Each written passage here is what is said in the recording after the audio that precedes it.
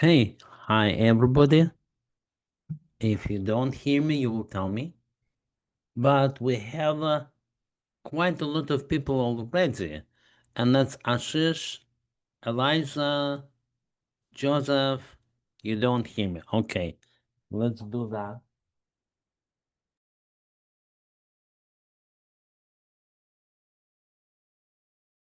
That's interesting.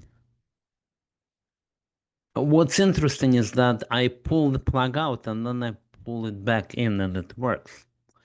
Okay, but in any case, thank you very, very much for being here. Okay, thank you for coming here regularly, and thank you for telling me that you maybe cannot hear me. All right, and I was just telling you who is here. That's Joseph, Julia, Julio, right? Lance, Mike, and Richard. But what we have today is very special presentation. We have a promised controversial presentation from Lancer Kind. And then we have a presentation on Llama 4, which Rushi made work. These are the two presentations, so I'll start with just saying hello. Okay, what I will start with is hello from Guayaquil, right? Ecuador. Okay, I will say hello from Houston, Texas. Must be a very important place because just today my wife asked me, how did we end up in Houston, Texas? Valid question, but since we ended up here, that is an answer. And thank you. Hello from Santiago. What I will do is this. First of all, the regular introduction. I will share the screen here. I share the screen. And that's not the screen that I want to share, of course, rather this one. Okay, and in that screen, what you really need is this AI webinar. That's what we're talking about.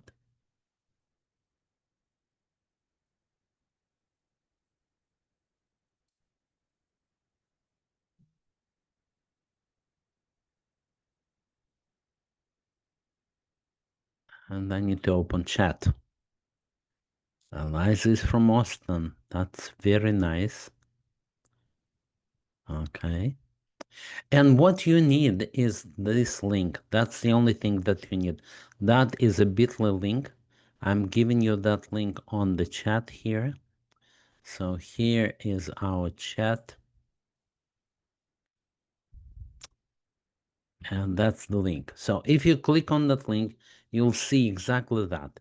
And for those who are new here, for them, I'm telling you that we are running this for about 3 years now, that every week we talk about what's the latest and greatest in AI, and we're interested in technology. How do you build with AI? That's what I mean saying the latest and the greatest. That goes down, scrolls down to come and show you all of the previous productions. And that's what we're going to do today. Lancer. I can tell you the story of my attempt to apply ML as a way to decide if a government is fascist. That definitely will provoke some discussion. I wonder if it will provoke even more. Yeah, Lance, he used to call the AI she because AI was presenting herself as she, and that was the previous provocation. Now, then Rushi is going to, he did make the RAG application on top of Elysia. What I said about Llama 4, that actually happened last time, but now it's an open source application. So the premise is great, the link is here, but how much is that true? That's what we're going to see. So two presentations, but before we do that, I wanted to mention something that Andrew Ain mentions, and I don't even want to pretend it's me. So Andrew Ain, he had a build-a-thon. Quite amazing thing. There were people who worked on 5 projects in parallel at the same time. Then he awarded prizes. They were doing amazing things, those people. That's all listed here. So if you're not subscribed, I would say yes, do this subscription. And then he talks about an interesting thing, and that is China is thinking or rethinking AI chips. Okay, and that is reminiscent. It reminds me, Highlands, hello. That reminds me of something else. Okay, so we have political powers and we have technology. Political power China says, well, we don't like the fact that US producers are controlling our supplies of GPU. And it's kind of, and what are you going to do about that? Because they are trying to strong hand something, but the problem is that it breaks. It's okay you're a communist, but that doesn't give you a superiority in technology, and that's where you have the nerds coming to the fore, and no political power kills that. So he talks about the story and how it happens, but that delays their releases. So you're kind of killing yourself, shooting yourself in the foot. What that reminds me is that Russia is trying to do a very similar thing in their country. They're trying to become completely, and I think Lance will mention, is that a fascist state or no? Um, because they want to introduce something called Max. And that something called Max will completely control every citizen in the country, and then they have ways to do it. The problem is that technology breaks. I was teaching in Russia. I was teaching in Russia 4 years ago. Was teaching for the major bank. Now I just am surprised that it happened. And they shared that, oh, we want to make internet inside of Russia. There is a Russian writer who noted that internet by itself to Russian is a bad word because it includes the net. And net, as you might know, is no in Russian. So instead, they invented interda. And da is a Russian word for yes. But in any case, they want to completely control it. What happens is that you may want it. You may be a communist state. You may wield powers, but technology doesn't obey you. Same story. Well, we'll see how far it goes. And I never said it because I don't want people to come after me. Now, that is a very interesting letter, but nothing special, not a new course. Usually, Andrew Ain, that's a very nice rabbit, but usually Andrew Ain gives you a new course, while the one that he gives you is a next Buildathon. Next Buildathon in New York, November 14. So I told you where you need to click. Now we're quite ready to hear from Lancer first and from Rushi next. So what I'm doing is I'm giving Lancer a presenter. And for that, by the way, I need to absolutely mention that I have some standing to talk because I'm Jewish, and everybody knows that there was such a thing as Holocaust where the fascists were killing Jews. So I think that my personal view is that today it's a label that everybody applies to everybody else. Everybody else is a fascist. However, Lancer will show us how to measure that claim. Okay, so I allow you to talk, all right? And you should be able to speak. Hi, can you hear me? Perfect, I do. So I will stop share. You can share. Okay. Let's see. I remember last time we did this, there's a little bit of a hiccup to get the share Yes, work. something didn't work. And you sent me the slides that I can show them in case it doesn't work, but I hope it does work because your slides that you sent me. Uh, I don't have the share button right now, and I remember this happened before, and I it's don't know what the terrible. trick. I know wait a second. I need to make a co-presenter. Let's see if that works. So I'm looking at all participants here, and I'm finding you again.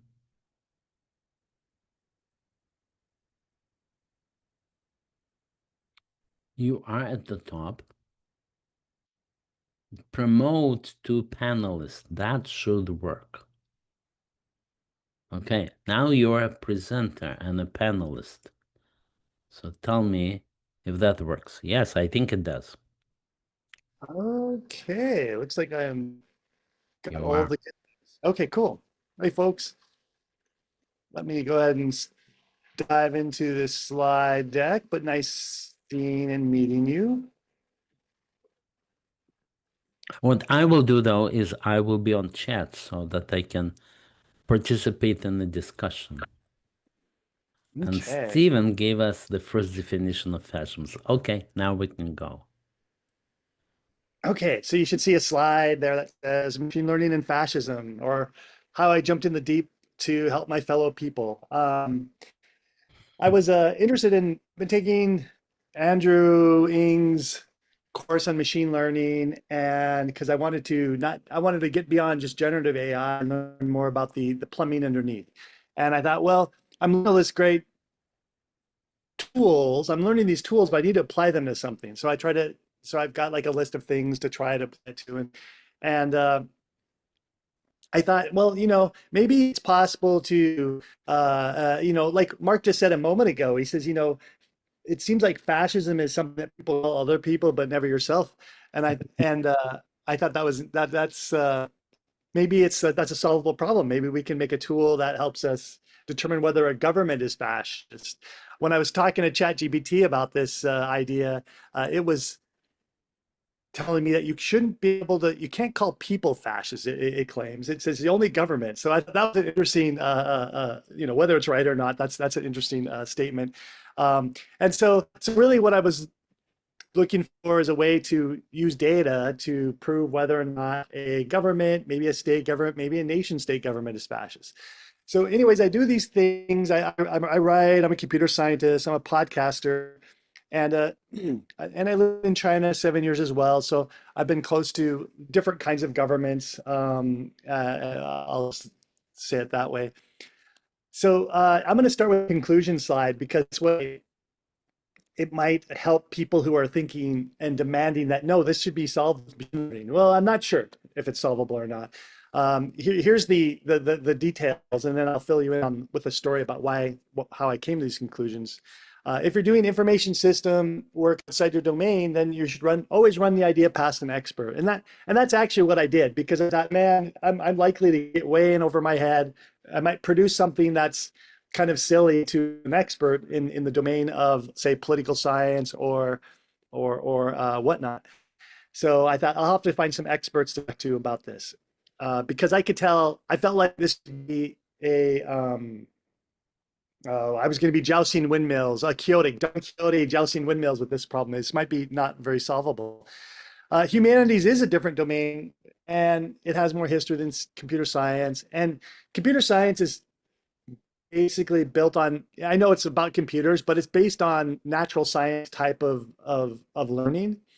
And there's some things that natural science does that doesn't work well in other problem domains. And I'll talk more about that in a moment. And then I decided that I think data science can be applied to fascism, but I'm pretty sure it won't be scientific. I have uncertainty about it. I actually am more on the side of you'll create something. There could be some value there, but it won't be provably scientific. You can't just like 1 + 1 = 2. You can't really say something is fascist, but you can make a model that has an opinion about that. Of course, your model will have biases as well. So that's why it's not very scientific. So how did I get mixed up in those all ideas? I was trying to like find something to apply my learning to. And when I was talking to a friend about who's more politically active than I am, I was and he's also wiser, I believe, too. I said, let's like warm up to something here. Let's warm up to a topic about like he also likes science fiction. So I said, well, let's warm up by like starting with stories. Like what literature shows fascist societies? What can we learn from that? And we did a show. We recorded it past tense. We haven't it hasn't gone air on air yet. But we did a show to kind of start warming up on this, and I'll tell you more about that. But let's first like define a little bit of fascism, and this is frankly a horrible definition because this is the problem is it's really hard to define what fascism is. I have some models that I will show you. I have some models I've applied to science fiction literature and to the United States to kind of see what the results are. But when you get down to like the core elements, the word comes from ancient Rome. It's there were people who managed the city who were called fasci or something. Frankly I forgot the term. It's Italian. And then later Mussolini had a party called the Fascist Party. And so when people think of the classic definition of fascism, it's about what Mussolini was doing with his party, and maybe a little bit about what ancient Rome did. And so we have these symbols of what fascism that the parties use. And so in ancient Rome, they had this bundle of sticks tied together with this material, and it's kind of like to create like solidarity. If you have a lot of solidarity bound together, and then you have this axe, you can really, it's a powerful weapon or a powerful tool. And that was a symbol in ancient Rome for when you go to court or to the local ruler, if you were going to the ruler has the ability to punish you, i.e., chop your head off or whatever, or put you in jail. That axe head is the symbol of the power of penal, meaning you can take penalty from the state for something that had happened. And so you'll see this symbol. You may find this symbol in other areas too, where you see the eagle carrying this symbolism of fascism. Lensa, I see the comments, and some of them are saying that's too far from AI. Can we get closer to AI? Oh yeah, we're getting I'm there. sorry to intervene, but That's okay. So now we're going to talk about a little bit about science fiction and how I use an LLM to come up with a simple prototype for fascism.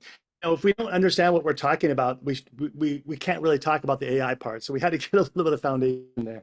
So I taught an LLM a model for fascism using an essay by Umberto Eco and the 14 Characteristics of Fascism by Lawrence Britt. And so I took those two models. There's a pretty good overlap between them in the Venn diagram sense. And uh, I taught ChatGPT about it, and then I asked it its opinion on various literature. So let me show you that model and the results. I got to change my share.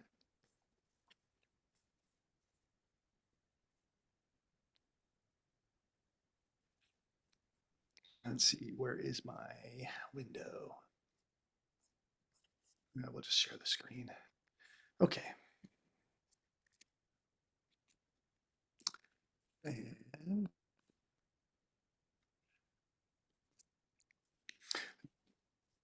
we're kind of exhibiting that bias, by the way, Mark.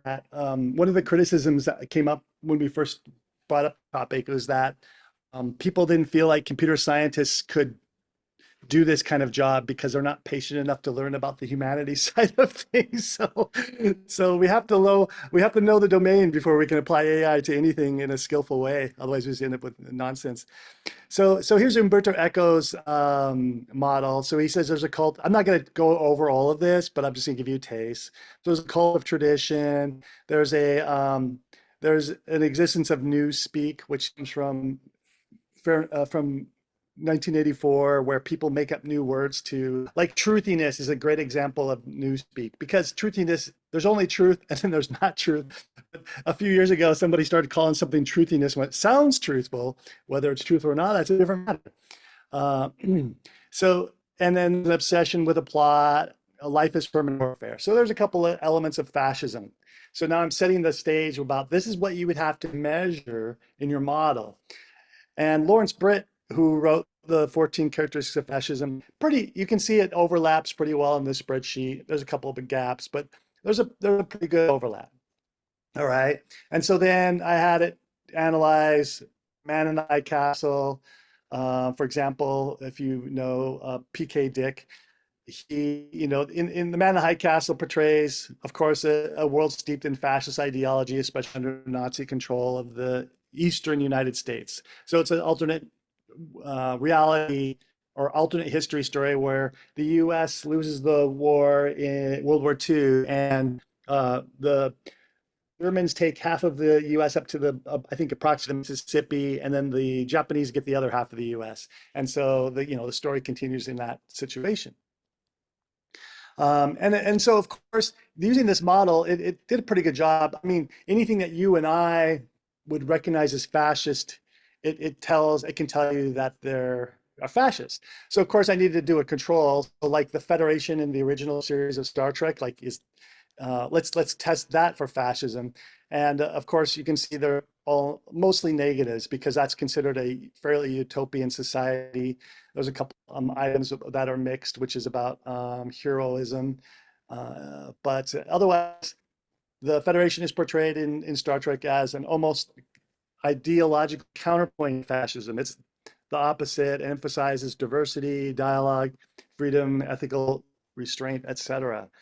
And then we get into like more, well, Star Wars, same situation. The Empire is portrayed as entirely fascist in both structure and symbolism. Um, and then you can go to Philip K. Dick's Do Androids Dream of Electric Sheep.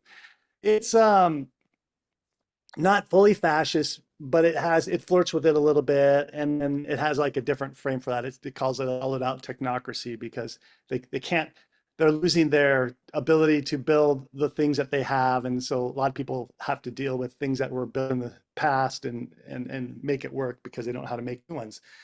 So then I ran it against, I thought, okay, this is really cool. Let me run it against the USA. So by the way, everything I'm showing to you really isn't data science because there isn't any data here. I'm just using the LLM to give me, I told the LLM what the model is, and I said, give me your opinion, right?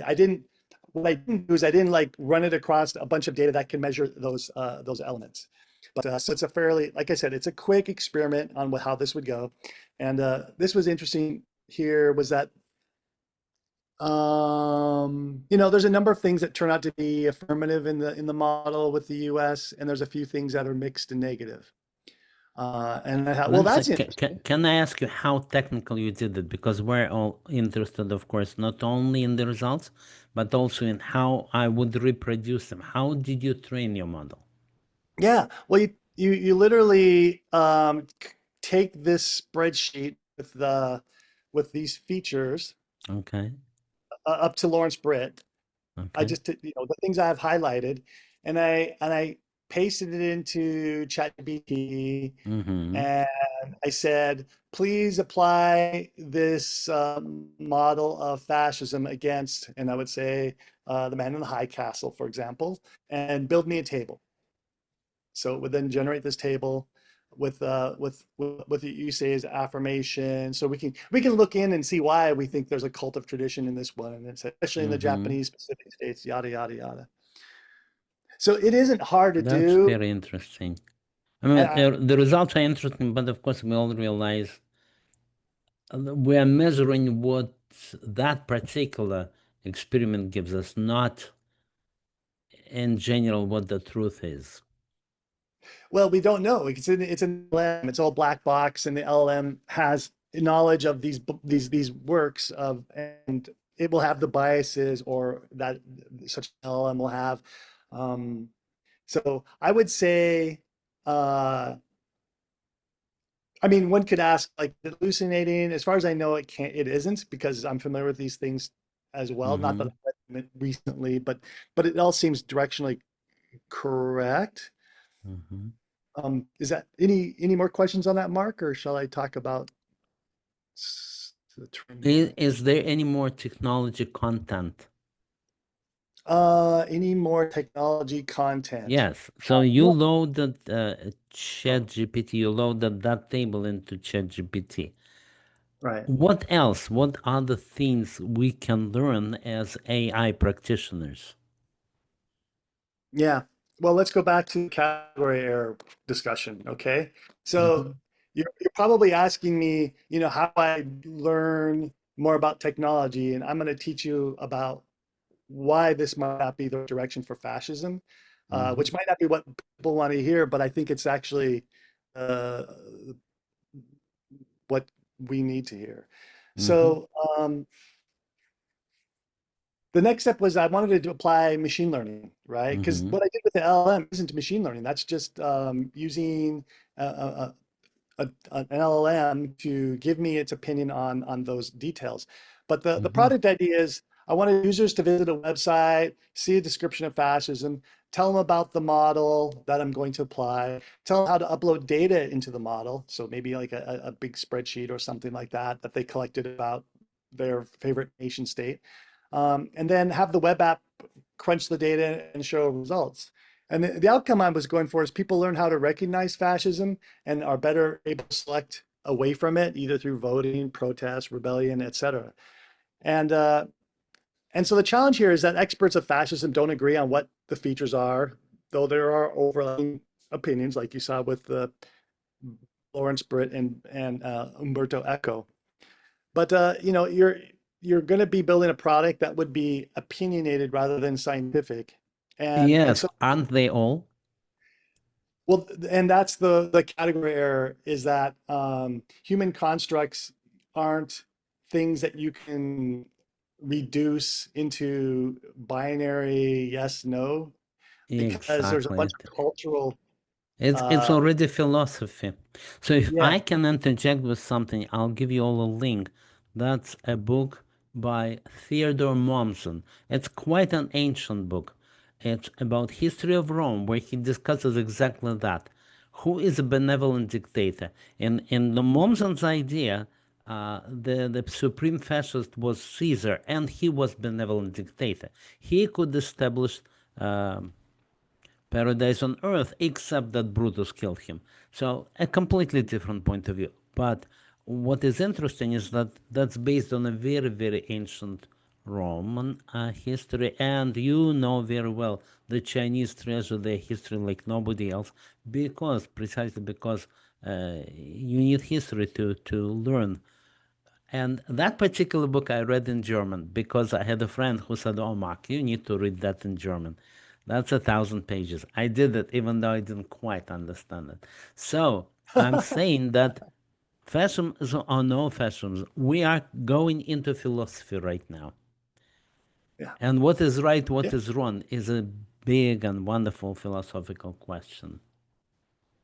Okay, and yeah now Stephen is attacking the evidence, so to say, and the it's called data poisoning. That's one of the attacks. That's wonderful.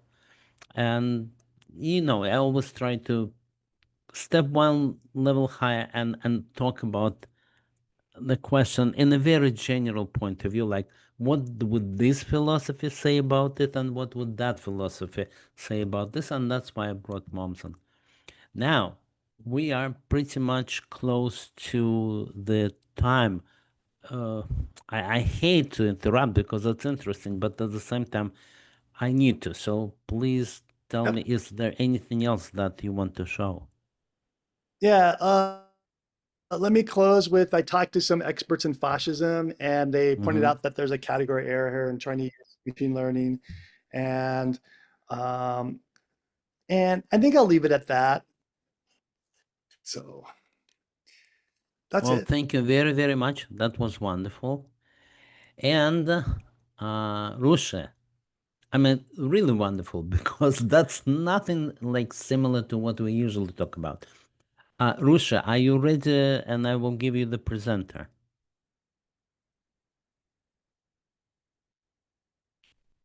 Yes, okay. So I'm going to the list of participants here. Wait a second, where is that list? Here you are, okay? So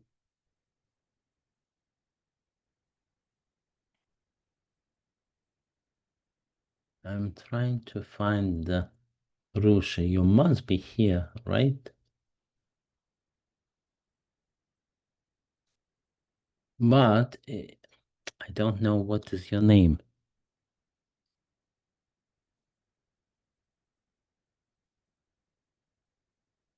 Trying to find Rusha Sharma. I'm going through the list here, and it is alphabetical, okay?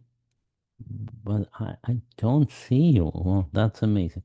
Well, let me do this. First of all,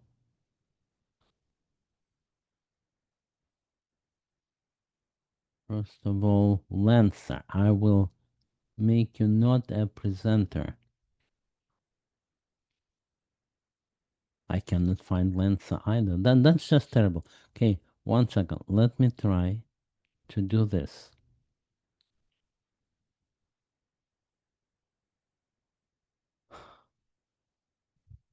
I'm searching.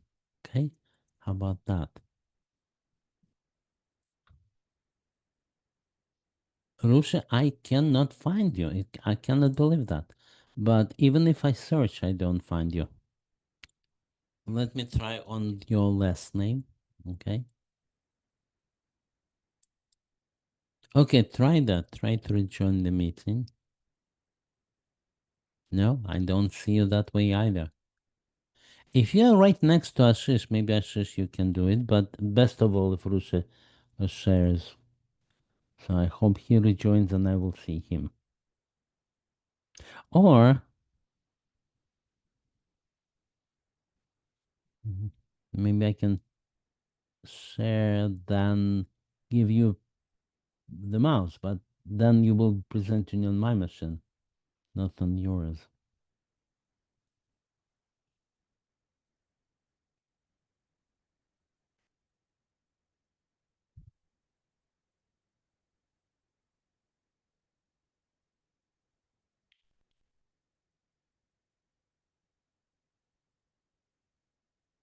Okay, okay, we will have it soon. Now, what I want to do is share my screen. Okay, and meanwhile, yeah, we have more people than ever, and that provoked more comments than ever. So let me open the comments and see what you guys had to say about this. By the way, do you see my comments here?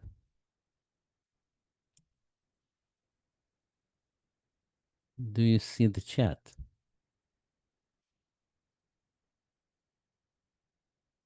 That's the chat right in the middle. And you see the chat. Okay, wonderful.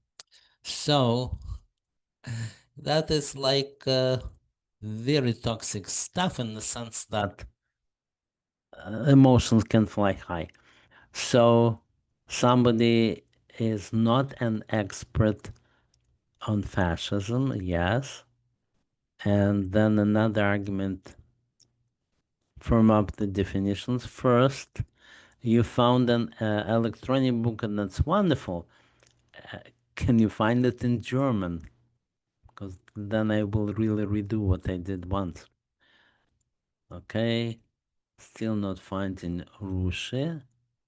He is rejoining the meeting, and that's all. No, not that bad.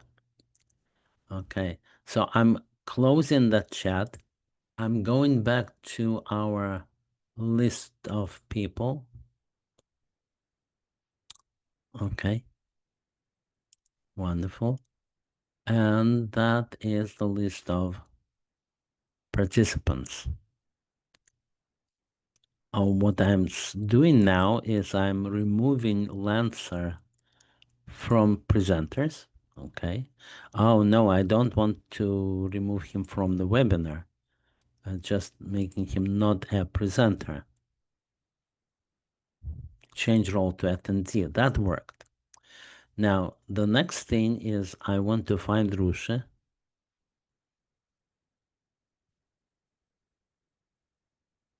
And I still do not see him.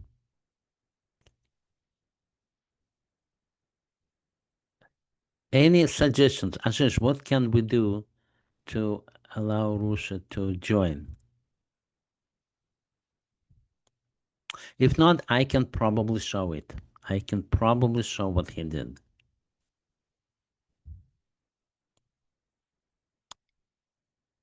And Rusha, are you even here? Can you help? It's amazing. Maybe you come through as a different name.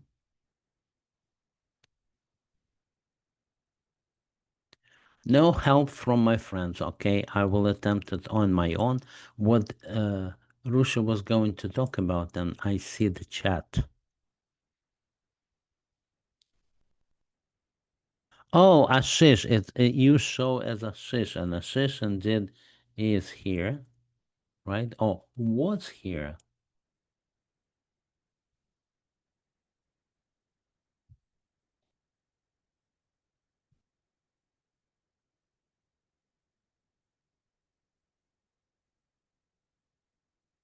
You see, I'm searching and not finding.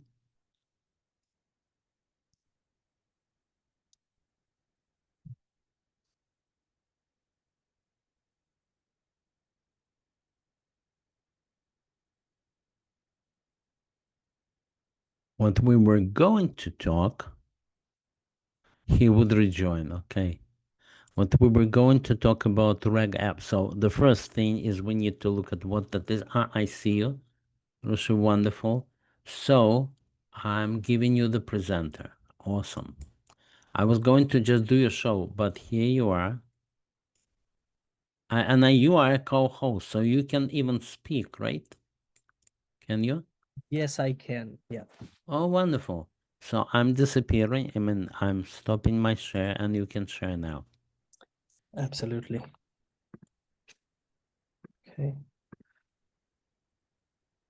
All right. Hey, everyone. I'm Rushi. I will be presenting how I build a RAG application using a couple very recently released tools. Our main intentions behind presenting this is to um, present all of you with something that's brand new. And again, this tool might not be at its maximum capacity, but it is taking us in a direction, and I believe it's a fantastic thing to be aware of this. So I'll go ahead and get started with a quick introduction on RAG. I'm sure if you have attended Mark's previous webinars, then he has gone more deeply into that. But in the case that you haven't, so RAG is Retrieval-Augmented Generation. So normal LLMs usually deal with having a training data and then giving you answers based on that. But sometimes the training data does not have all the information that you need. Also, the data can be outdated. So what retrieval augmented generation helps with is providing you more context-based answers to things.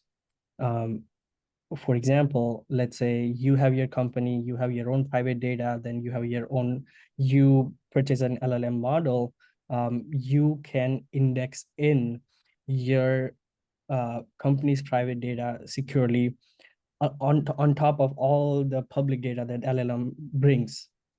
And you can continue indexing, adding additional information to it without having to retrain the entire model.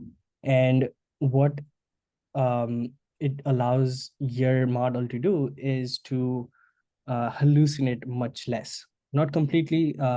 I'm sure we haven't reached that point with LLM models and everything yet, but it reduces the amount of hallucinations that happen. And there are definitely RAG models out there.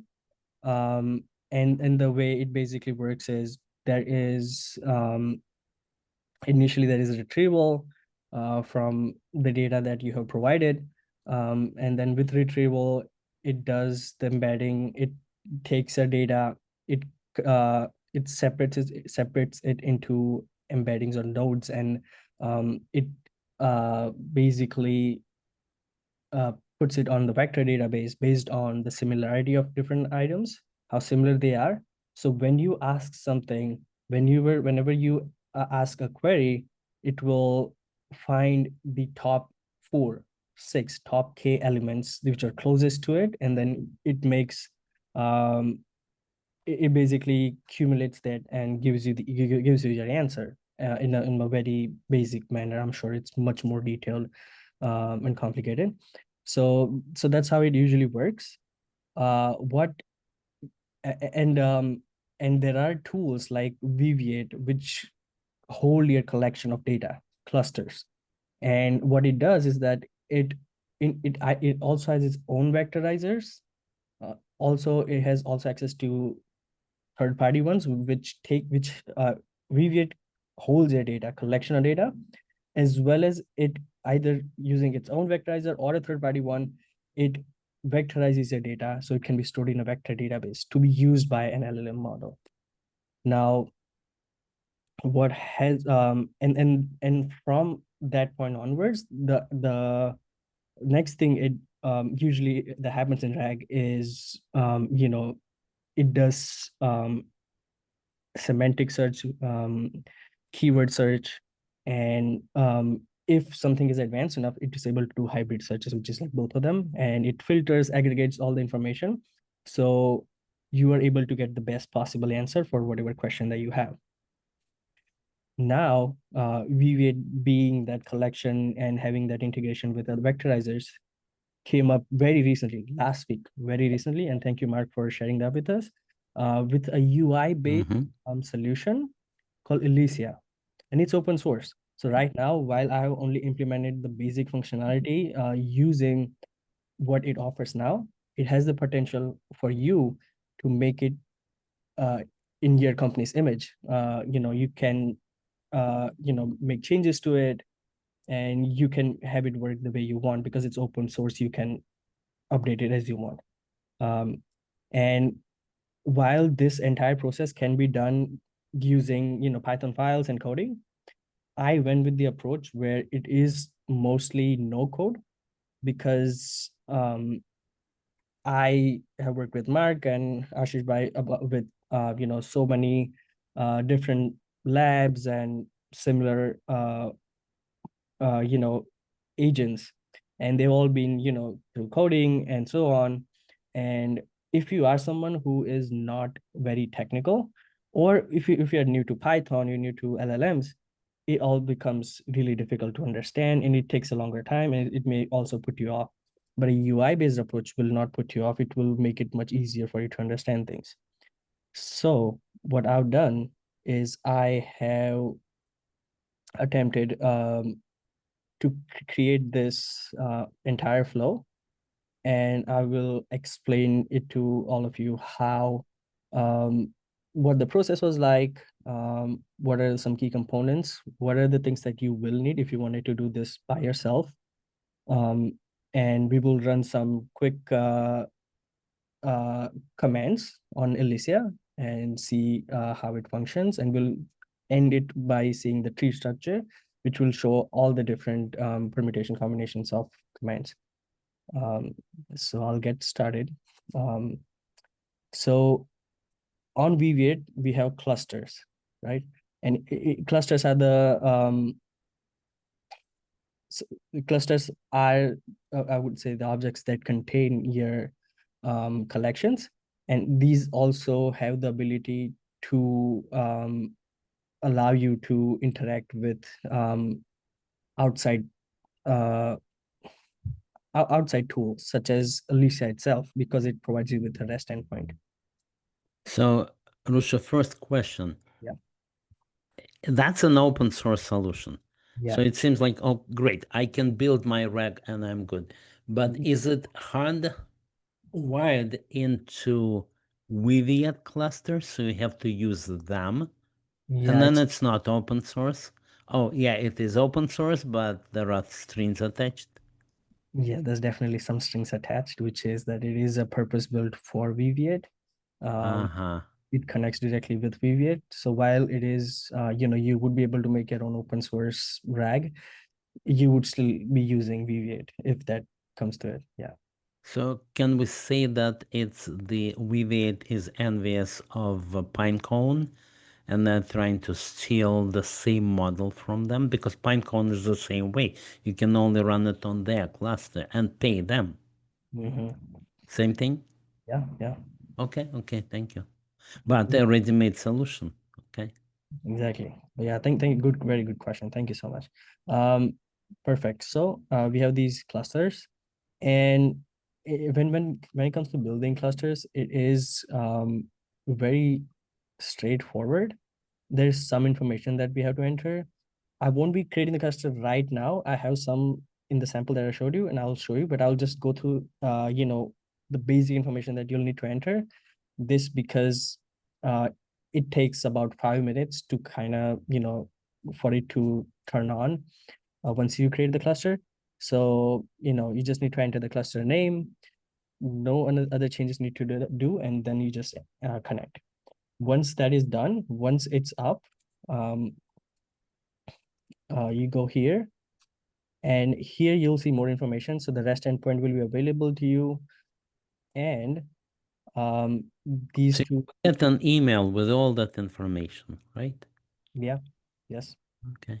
Absolutely. I think, yeah, the email that you received as the one you forwarded had information. The only additional thing that I needed to do was to create this API key because it will be needed on Elysia later. So I just created the API key and I gave it admin permissions because it will be doing, it will be, because what Weaviate does, and with Elysia does not store anything. All the information about your data is stored here in collections, but all the other information as well from Elysia is also stored in Weaviate. So Elysia is just very bare bone, very lightweight. This is all the information. This is the context that was created. Um, so so basically, where was I? Yeah. So that's why I had to give it admin permission here. So now once you have this available, then you go to collections. And right now I have this available. Basically, this is the main collection that I use right now. Similarly, this one has another collection here. Initially, it is supposed to be empty. So you go to import. Once you go to import, you click on browse files, and I was able to get this nice CSV file, which was from Kaggle. Right here, it's basically a collection of SMS messages. Some of them are ham, which is legitimate, and some of them are spam. So that was the data set I was using. And then you basically find the file, and then what it does is that it uploads it. It takes like a minute, and then it when you go to collections here, it would analyze it. It would analyze unless there's any bad data, but otherwise generally it does not have any issues. So once this is done, that's when you go to Elysia. Now, right now, it's not turned on because we need to, turn it on. And there are some very basic commands that come with it. And I always make a habit of creating an environment whenever I'm working on it. One thing I would like everyone to remember is that Elysia works on the highest level of Python it works on is 3.12, not 3.13, which is the most recent, I believe. So I would go and create this environment here. All right, then let's activate the environment, and it's just simple, just these commands. Installed Elysia, and then just start.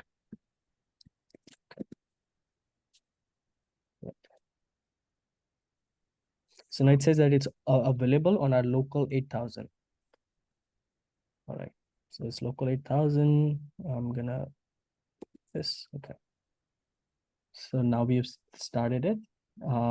So even here, there is some configuration that we need to do. So when you're first here, there is nothing on this page, and you have to do new configuration. In the new configuration, there's some information that you need. So if you go to a cluster, here you're able to get your REST endpoint that ends up becoming your URL because it's a Weaviate cluster URL. This is how it's going to access Weaviate. Then the API key is the API key that you created right here, this one. How hard is it to load your data? It is not very hard because it depends. I mean, if it's a PDF file, then I would definitely have to run a Python script and not be able to do it from here. But if it was a CSV type of data set, then it's just like an upload. Oh, nice. So how long did it take you to do all of that? The complete setup? Like 5 minutes, 5 hours? No, it didn't take too long. The only thing that I was stuck at was for the longest time, I try to be careful and I never give admin permissions to any API keys right away. It wasn't working. And then just it wasn't working. Okay. So that was the main blocker, but otherwise this is very intuitive and it works smoothly. Yeah. Thank you very, very much. Thank you for the demo. Now, if that's okay, if I will share the screen. Absolutely. Would you mind if I quickly show, because this Oh, is please. Yeah. I stole this. You're going to ask something, right? no, yeah. So basically, because this is very ingenious. I don't know why it's taking a longer time, but I'm trying to see if so, because it has a very interesting and cool thing where it shows the conversations as as an entire tree. It's very interesting.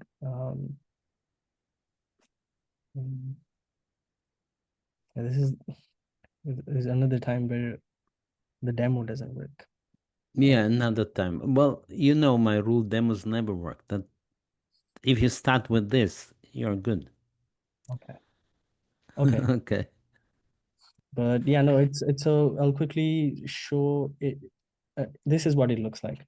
So whatever question you asked in the chat, so initially it just looks like ChatGPT, but when you switch to the tree mode, it tells you exactly what it did. Did it do aggregation? Did it just give you a text response? So this response you'll get if it just used the LLM's training data. So you ask like, hey, what's the capital of New Jersey? It will give you that. But if it's like your data, then it's gonna do this thing, right? Also, really quickly here, So you can debug it more. You can understand why it is saying what it is saying, right? exactly. And one thing I was going to quickly go over is this approach is it's also ingenious. So they ask you for two things, right? Base model and complex model. Base model is the model is going to hit the first time. If it's complex, then it's going to go to complex model. So like 4.1 mini or 4.1. Okay. What it tries to do every time is to hit base model, so you save your costs. Another thing that it does, I think it was right here with this one. So what this does is that it tries to gather as much context from your conversation throughout the time you are using it. So as so what their goal is that as you keep using it more and more, by the time you are like fifth or sixth question or query that you asked in the chat box, it will have enough information that it won't have to go to complex model anymore. It will just have to use base model. But yeah, I would say yeah, I think that would Very interesting. It's wonderful because I started doing this and, I didn't complete it. It was more work. Thank you very much. What I will do, so again, thank you. I will share the screen and I'll show you just one thing. Because now that I realize that it is open source, but that's only in words. Practically, it's just another way to hook you into Weaviate. And it's a competition with Pinecone. I just look at their financials. They're very close. That's what it looks like. Weaviate is smaller, about 2 times smaller. You see it both on the income and on the funding level. So I understand now they are fighting and they are really trying to undercut each other. Makes sense. And they are not presenting the complete truth, but you showed us the complete truth. That's what it is. All right, so if we go back to what we wanted to do today, right here, we wanted to present Lance presenting a very interesting presentation on who is who, and Rushi presenting how he made Elysia work. And that's a lot. That's a lot of wonderful things. So we're coming to the end of it. And I see that Paul also says try Milvus with commercial cloud Zilis. And what would that be? Very fast access, very scalable. So what I think I'll do is also prepare that. And for the next session, I'm collecting, as usual, your feedback and your questions. So I will add this Milvis here. Why it doesn't want, I'll just type. Okay. Any more? Lance is talking about the model. Okay. Any more questions? So let me stop the presentation. Stop the share screen and ask any questions. Any questions? I mean, we tried for the first time yesterday, we tried an in-person meeting. We were together in the library. Can you imagine that, physically walking into the library? And we had a meeting. Who came? Two people came. It was wonderful. And one person was online. Okay, it was even more wonderful. And our biggest question was, is AI going to take my job? That's what we discussed. And the lady that came, Elaine, she essentially said what I was going to say, that it will not, that you just need to be current in AI. You know, it's a partnership, it's a friendship. That's one point of view. Another point of view, yeah, it will take away your job. But that's all very nice and positive. What I didn't add yesterday, and what I should have added, is that, yeah, but it's for those people who want to be architects alongside with AI. Those people who do not, they may indeed lose their job. So if you don't study, I think the time has come. I think that there was a time in the humanity history that you did not have to study. Some people were scholars, they still did it. But there were enough people who wouldn't. Now, gradually, if things are very positive, then everybody will get very high income, guaranteed income. That's on the positive side. But it could be that before it comes societally to this, you will get very bored because you will not have anything to do. That's also a possibility. I am not going to say we will discuss it next time because we're already discussing it. All right. So I see interesting comments, but if there are no questions, then I'll just say thank you. The presenters, thank you, Lance, and thank you, Rusha. And thank you all, guys, for that. Yeah, we need to continue, but not on Zoom because Zoom will be shut down. Instead, well, maybe we need some place to continue the discussion. Okay. If I come up with anything, then I will tell you. Okay, Lancer, thank you. Maybe we'll talk about this as well. Everybody Have a great weekend and a great week after that and a great year to come. So thank you very much, everybody. Be well.